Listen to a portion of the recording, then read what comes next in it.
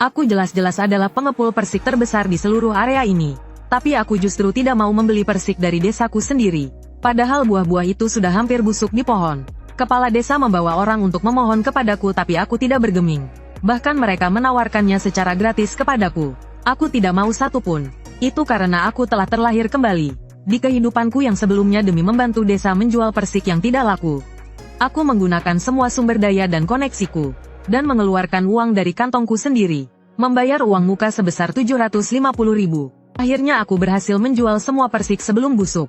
Tapi pada hari pembagian keuntungan, para warga desa memegang tumpukan uang. Sambil tersenyum lebar, hanya aku yang menerima angpau berisi 0,25. Aku pikir itu adalah sebuah kesalahan. Aku bergegas mencari kepala desa untuk menanyakan situasinya. Dia sambil mengetuk abu rokoknya, menjelaskan dengan santai. Benar, setelah dikurangi biaya untuk menjamu tamu, sisanya hanya 0,25. Aku hampir tertawa karena marah. Padahal sebelumnya sudah disepakati bahwa semua pengeluaran akan ditanggung oleh pihak desa. Aku berdebat berdasarkan fakta, dan bersikeras untuk mendapatkan kembali 250.000 milikku. Kepala desa berteriak, para warga desa langsung mengerumuniku. Kamu juga bagian dari desa ini. Membantu semua orang menjual persik memangnya kenapa? 250.000 loh. Harus jual berapa banyak persik? Baru bisa dapat uang segitu. Dasar manusia serakah. Masih muda sudah serakah sekali. Bagaimana jadinya kalau sudah besar nanti? Di hari ketiga setelah aku diusir dari desa, ibuku yang tidak punya uang untuk operasi meninggal di ranjang rumah sakit. Aku menangis sampai hatiku hancur berkeping-keping, sampai memuntahkan darah segar. Saat aku membuka mata lagi, aku sadar aku telah kembali ke hari saat kepala desa datang ke rumahku. Size, ayahmu dan paman adalah teman baik. Paman melihatmu tumbuh besar dari kecil. Demi kita sesama warga desa, tolonglah kami semua. Kalau buah persik ini tidak terjual juga, semuanya akan busuk di pohon. Kerja keras setahun akan sia-sia. Baiklah, serahkan masalah ini padaku. Size, aku tahu kamu memang anak yang hebat. Dari kecil kamu sudah pintar. Sekolahmu bagus, otakmu cerdas. Sekarang kamu sukses besar di kota. Bahkan kenal dengan bos-bos besar. Hanya 1 juta kilogram buah persik. Bagimu itu sama sekali bukan masalah. Betul-betul, Size, kamu sekarang adalah kebanggaan desa kita. Aku sudah kagum padamu sejak S. Sungguh, sudahlah, Pak Kades. Kalian jangan senang dulu. Aku bisa mencari cara untuk menjual buah persiknya. Tapi aku punya satu syarat. Syarat apa? Katakan saja, asalkan buah persiknya bisa terjual. Syarat apapun bisa kita rundingkan. Sebelum buah persik dimuat ke truk, komisi sebesar 200.000 harus ditransfer dulu ke rekeningku. Susize, apa maksudmu? Kamu tidak percaya pada kami? Belum dimuat sudah minta uang. Mana ada aturan seperti itu? Tuseng, kamu diam. Size itu orang kita sendiri.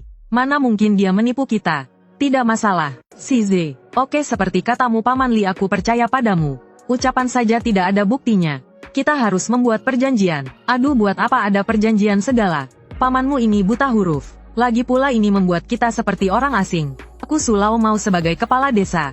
Ucapanku bisa dipegang. Mana mungkin aku akan menipumu? Kita ini kan orang sekampung. Yang terpenting adalah kepercayaan. Aku menatap wajahnya yang penuh dengan ketulusan itu. Seolah-olah aku melihat kehidupanku yang sebelumnya. Dia mengetuk abu rokoknya. Dengan santai memberitahuku saat hanya tersisa 25 sen. Hatiku terasa sedingin es. Namun senyuman perlahan muncul di wajahku. Baiklah, Pak Kepala Desa. Aku percaya padamu. Jarang-jarang kalian datang ke kota. Kalian duduklah sebentar. Aku akan keluar membeli sayur. Nanti siang, akan sederhana saja di sini. Wah, jadi merepotkan. Aku tidak banyak bicara lagi, mengambil keranjang belanja dan keluar. Setelah turun, aku langsung berhenti, mengeluarkan ponselku, membuka aplikasi yang terhubung dengan CCTV di ruang tamu. Gambar dan suara yang jernih pun terdengar. Ayah sudah gila. 200.000. Kita belum lihat uang persiknya tapi sudah memberinya uang duluan. Bagaimana jika dia kabur setelah mengambil uangnya? Kamu tahu apa? Aku menyetujuinya, hanya untuk membujuknya agar cepat menjual buah persiknya. Lihat saja buah persik ini semakin matang dari hari ke hari. Kalau sampai membusuk di ladang, desa kita tahun ini bisa-bisa kelaparan. Asalkan truknya datang, persiknya pasti bisa terjual. Uangnya masuk ke rekening kita. Nanti kita mau kasih dia uang atau tidak. Kapan memberinya? Memberi berapa banyak? Bukankah itu semua terserah kita? Hebat, Ayah. Pemikiran Ayah memang paling jitu. Kita janji kosong saja padanya. Nanti kalau kita ingkar janji dia bisa apa? Ayahnya Susai sudah meninggal beberapa tahun. Hanya ada ibunya yang sakit-sakitan terbaring di rumah sakit. Sesampainya di desa kita, sendirian mana mungkin dia bisa berbuat macam-macam. AMPH, kalau dia tahu diri, dan menerimanya dengan patuh, mengingat persiknya sudah terjual, mungkin kita masih bisa memberinya sedikit uang, untuk menyumpal mulutnya, kalau dia tidak tahu diri dan mau membuat keributan. Benar, nanti seluruh penduduk desa akan bergantung pada keluarga kita untuk makan. Setelah menerima keuntungan dari kita, siapa yang masih akan membelanya?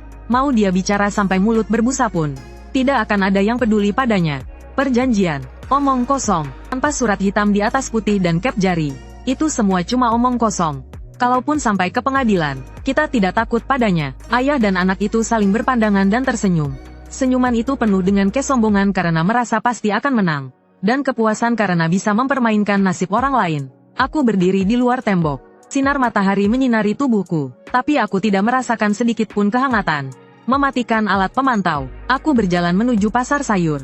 Pertunjukan ini baru saja dimulai, tapi kali ini, aku sutradaranya. Setelah mengantar kepala desa dan putranya, aku mulai sibuk seperti di kehidupanku yang lalu.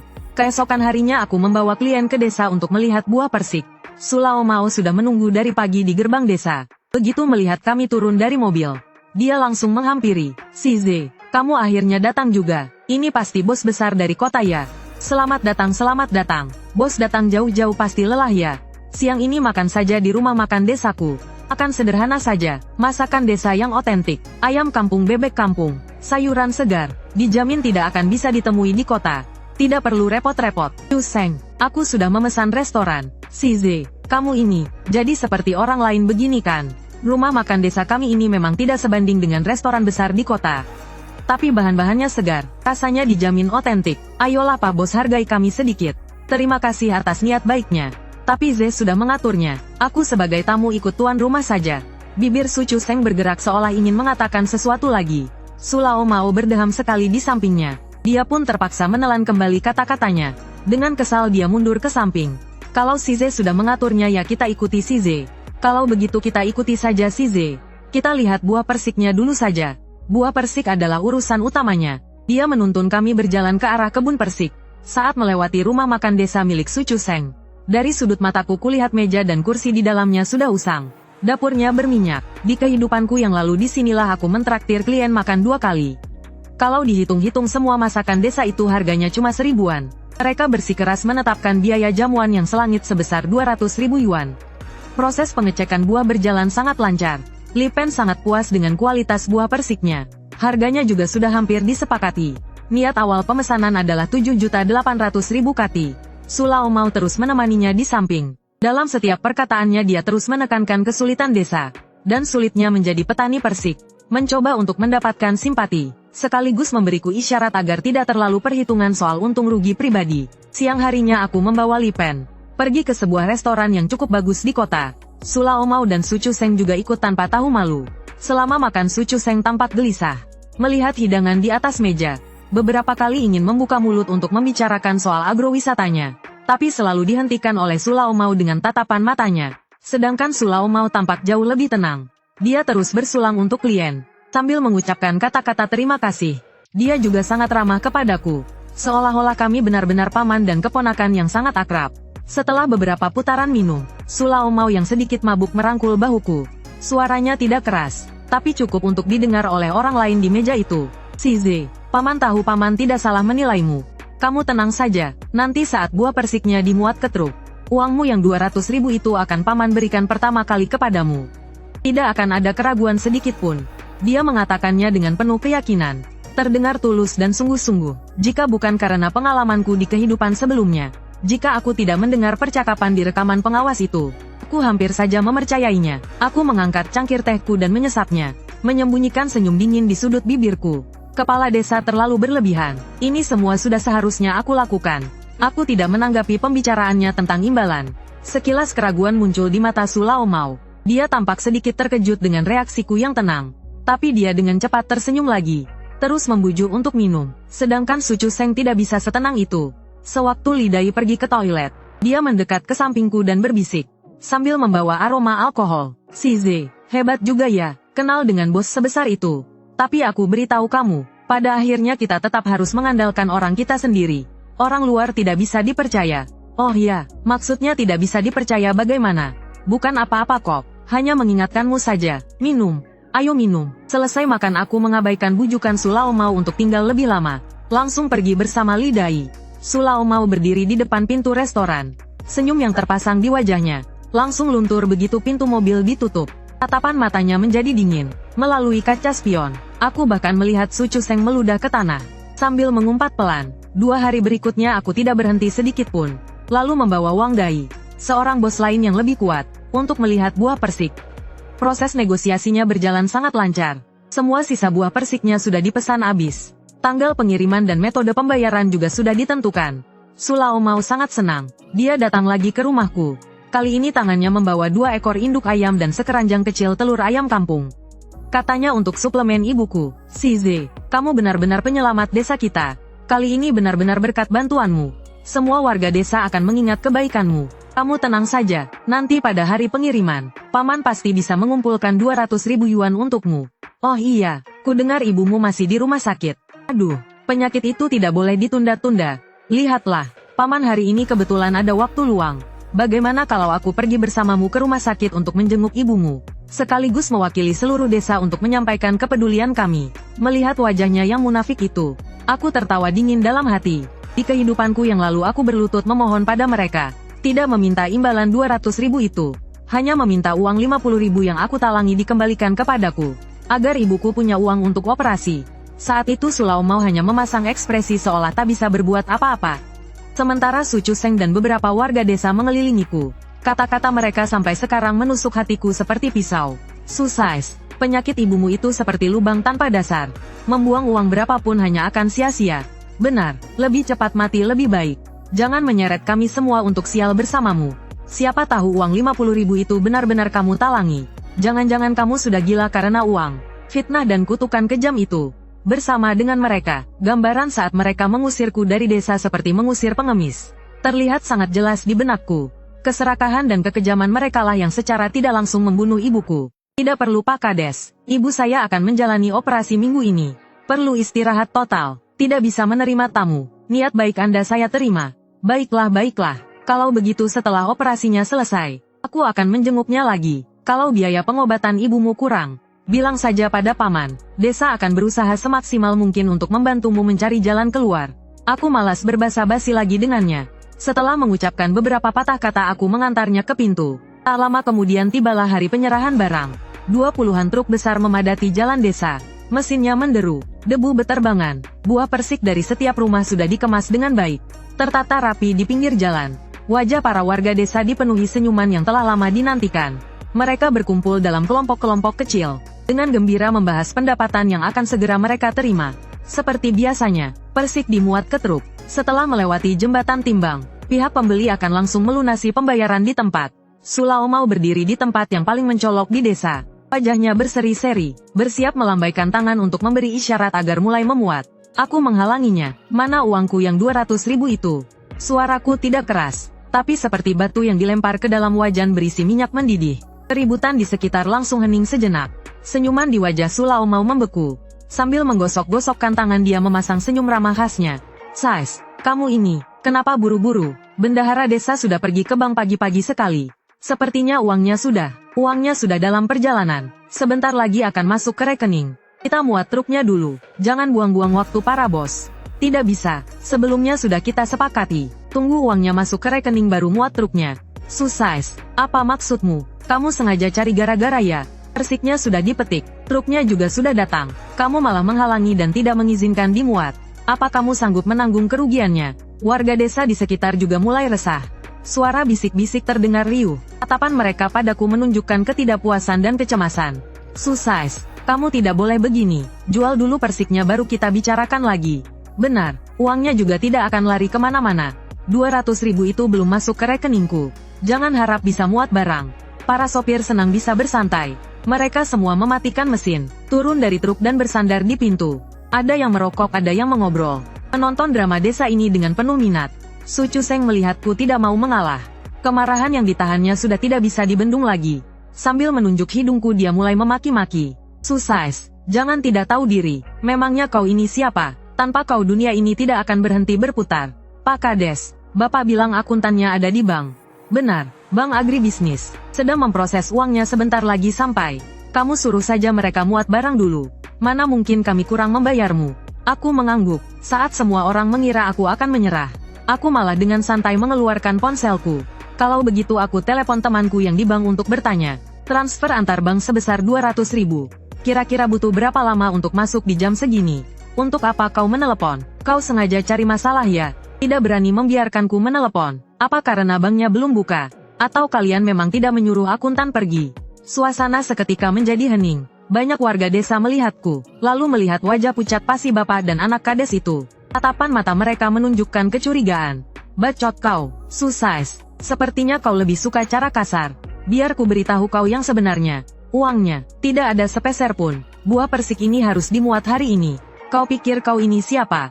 Tanpa kau si orang kampung ini, memangnya kami tidak bisa makan? Mobil para bos semua ada di sini. Mereka bisa diam saja melihat buah persiknya membusuk dan pulang dengan tangan hampa. Susize, kamu bajingan tidak tahu diuntung. Desa ini sudah membesarkanmu. Cuma bantu sedikit saja sudah minta uang. Kamu masih punya hati nurani tidak?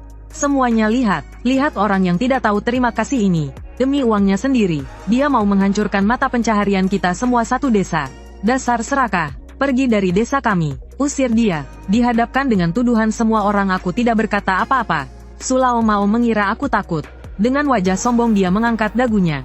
AMPH, sekarang baru tahu takut. Aku beritahu kamu, sudah terlambat. Hari ini uang ini tidak akan kuberikan padamu. Kamu bisa apa? Sekarang ada atau tidak adanya kamu sama saja. Tidak mungkin pulang dengan tangan hampa. Bahkan aku tidak perlu buka mulut. Para bos akan menangis dan berteriak, memohon padaku untuk menjual persiknya. Aku tersenyum tipis, dengan tenang mengangkat ponselku, dan menyalakan speaker. Li Pen, Wang Pen, kalian sudah dengar semua kan? Mau memintanya menjual persik atau tidak? Kalian putuskan sendiri. Kades Su gayanya sombong sekali. Usaha kecil kami ini tidak berani memohon. Dan tidak sanggup juga, karena desa keluarga Su tidak bisa dipercaya. Suka menjilat ludah sendiri. Sebaiknya bisnis ini tidak usah dilanjutkan. Buah persik ada di mana-mana. Kami beli dari desa lain saja. Begitu dia selesai bicara, teleponnya langsung ditutup begitu saja. Hanya menyisakan nada sambung yang sibuk. Wajah Sulao mau seketika pucat pasi. Wajah yang tadinya penuh dengan kebanggaan dan senyuman itu, kini pucat seperti kertas. Dia seolah-olah kehabisan seluruh tenaganya. Dia sedikit terhuyung, hampir saja tidak bisa berdiri tegak. Su Chuseng juga terpana, mulutnya ternganga dan terpaku-kaku. Para warga desa di sekitarnya awalnya hening mencekam, lalu pecah menjadi keributan yang penuh kepanikan dan amarah.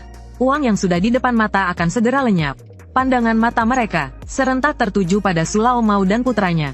Pak Kades, ini bagaimana jadinya? Buah persiknya sudah terlanjur dipetik. Kalau tidak ada yang mau membelinya, bukankah kita akan rugi besar? Sulao Mau tersentak, dan tiba-tiba tersadar. Dia sudah tidak peduli lagi dengan harga dirinya. Dia bergegas ke hadapanku hampir dengan merangkak. Wajahnya memaksakan senyum yang lebih jelek dari tangisan. Size, keponakanku yang baik, salah paham. Ini semua hanya salah paham. Tadi paman hanya bercanda denganmu. Itu kata-kata emosi. Semuanya hanya karena emosi. Iya, Size, kita akan tumbuh besar bersama-sama. Tolonglah cepat bicarakan dengan para bos itu. Mohon belas kasihan mereka. Aku akan langsung suruh ibuku pulang ambil uang untukmu. Uang tunai 200.000. Tidak akan kurang sepeser pun. Size, tolonglah bantu kami kali ini. Semua orang juga tidak mudah. Kepala desa tahu dia salah. Aku menatap dingin pertunjukan mereka yang seperti badut murahan. Sama sekali tidak ada gejolak di hatiku. Sudah terlambat. Setelah berkata begitu, aku berbalik dan melambaikan tangan kepada para supir yang menonton. Bapak-bapak sekalian, naik mobil, kita pergi ke desa Cheng. Suara ini bagaikan sebuah perintah. Para supir serentak mematikan rokok mereka, membuka pintu mobil bersiap menyalakan mesin. Kalian tidak boleh pergi, hentikan mereka, tutup jalannya untukku. Hari ini kalau tidak muat buah persik, jangan harap ada yang bisa meninggalkan desa Sukami. Beberapa warga desa yang terhasut karena takut kehilangan uang, benar-benar mulai bergerak, mencoba menghalangi jalan desa dengan tubuh dan peralatan tani. Su Chuseng bahkan menunjukkan watak aslinya. Urat di dahinya menonjol. Dia langsung menerjang ke arahku. Susais, aku habisi kau. Di saat yang genting ini, sebuah raungan marah yang keras terdengar dari luar kerumunan. Hentikan, kulihat siapa yang berani memukul orang. Semua orang menoleh ke arah suara. Terlihat kepala desa dari desa Cheng sebelah, membawa beberapa orang dan berjalan cepat kemari. Di belakangnya ada Wang Dai dan Li Dai. Sulao Mau langsung mengerti semuanya. Dia menunjuk ke arahku. Jarinya gemetar hebat karena sangat marah. Bibirnya bergetar. Matanya hampir keluar. Kau, Su Sais, kau anjing pengkhianat. Ternyata saat kau melihat persik kau juga membawa bos ke desa Cheng. Su Laomao, kau masih punya muka untuk bicara tentang orang lain. Kalau bukan karena kamu mengingkari janjimu, bahkan biaya perantara yang sudah disetujui pun mau kamu makan. Su Sais tidak akan menjadikan desa kami sebagai pilihan cadangan. Sais sudah bekerja keras mencarikan kalian pelanggan. Kalian malah enak saja, abis manis sepah dibuang, kacang lupa sama kulitnya. Aku beritahu kalian, Wang Dai dan Li Dai sekarang adalah pelanggan desa Cheng kami. Buah persik kalian biar saja membusuk di ladang. Buah persik desa kami sudah tidak pusing soal penjualan. Kalian berani sentuh truk warga, aku akan langsung menelepon dan melapor kepada Pak Camat. Kata-kata ini bagaikan tamparan yang keras satu persatu mendarat di wajah Su Laomao, juga membekas di hati seluruh warga desa Su. Wajah Su Laomao memerah karena malu dan marah. Mulutnya terbuka tetapi tidak sepatah kata pun bisa keluar. Kepala desa Cheng tidak lagi menatapnya. Berbalik dan mengambil sebuah amplop coklat tebal dari tangan stafnya. Lalu dengan hormat menyerahkannya kepadaku. Sais, sesuai dengan perjanjian kita sebelumnya, ini adalah biaya perantara 200.000 yang pantas kamu dapatkan. Desa Cheng kami adalah orang yang menepati janji. Tidak seperti orang-orang tertentu, yang hanya melakukan hal-hal yang memalukan. Kali ini semua berkat kamu yang telah menjembatani kami.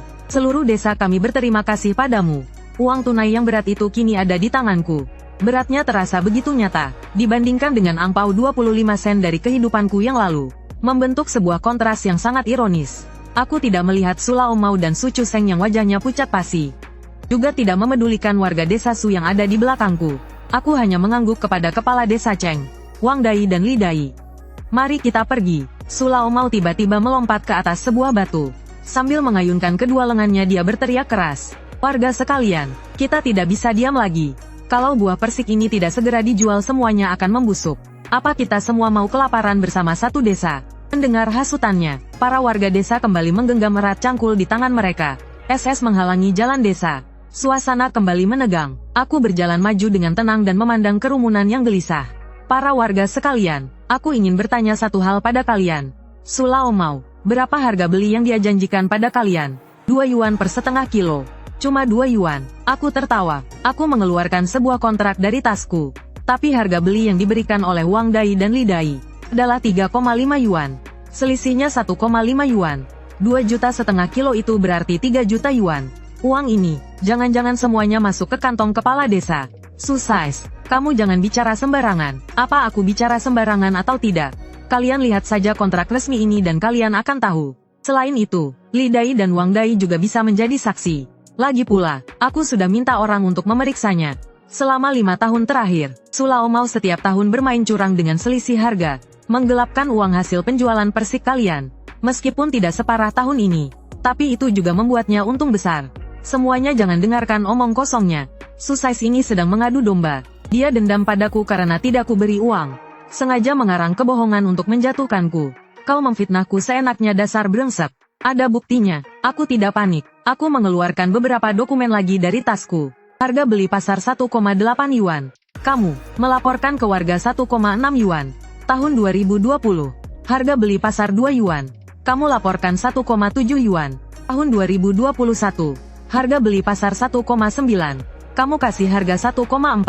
Soal apartemen pemandangan laut yang kalian beli diam-diam di Hainan. Perlu aku sebutin nama kompleks sama nomor rumahnya enggak?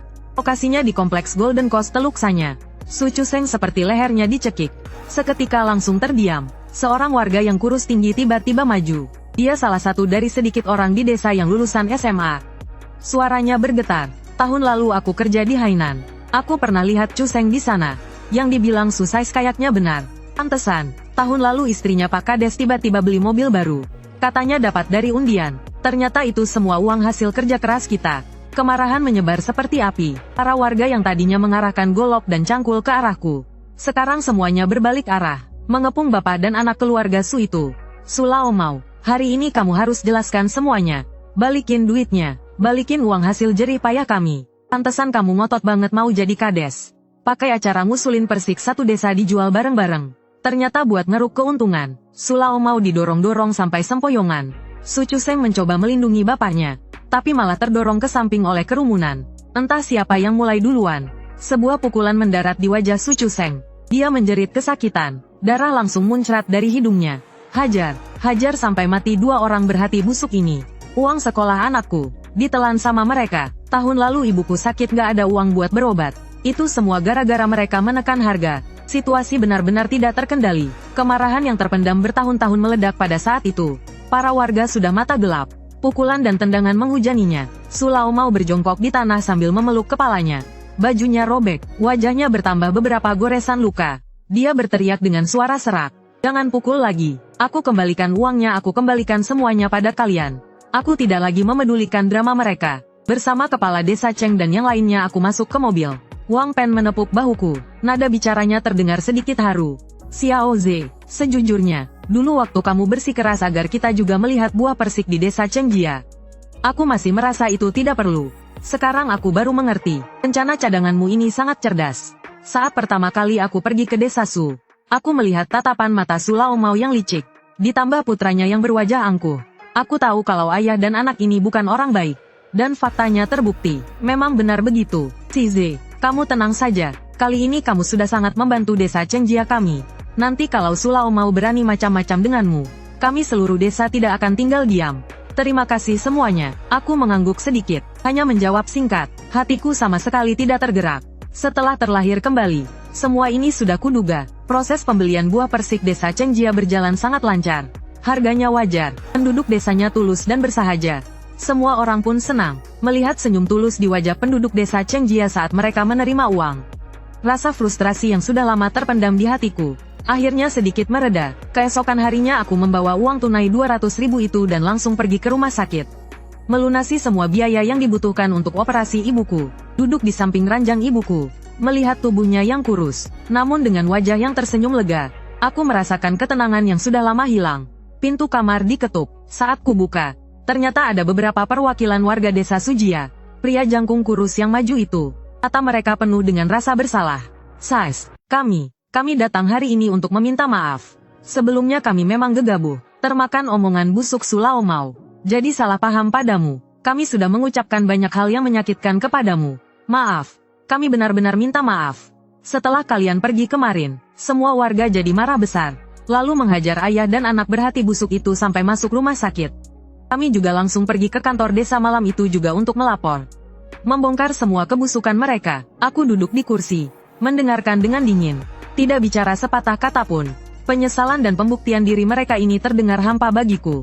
Kalau bukan karena mereka sudah terpojok, mana mungkin mereka akan menunjukkan wajah seperti ini sekarang. Melihatku tidak tergerak sama sekali. Wajah mereka mulai menunjukkan kecemasan. Pria jangkung itu akhirnya menjelaskan tujuan mereka yang sebenarnya. Sais, kami tahu kami sudah tidak punya muka untuk memintamu lagi.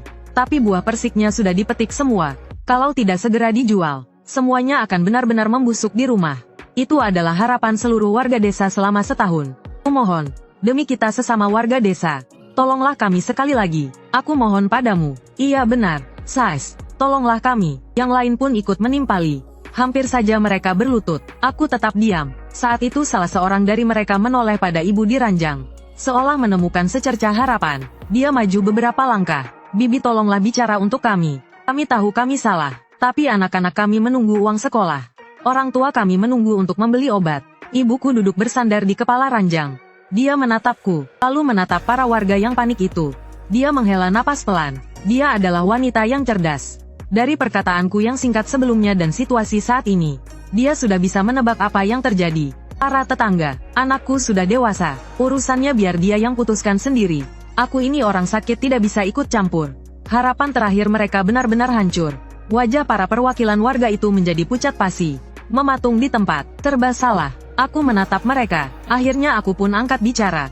Tetangga sekampung, dulu saat kalian mengerumuniku dan menyebutku si kura-kura serakah, saat menyuruhku pergi dari desa ini, apa kalian berpikir kita ini tetangga sekampung? Sulao mau menipu uang kalian bukan 1-2 hari.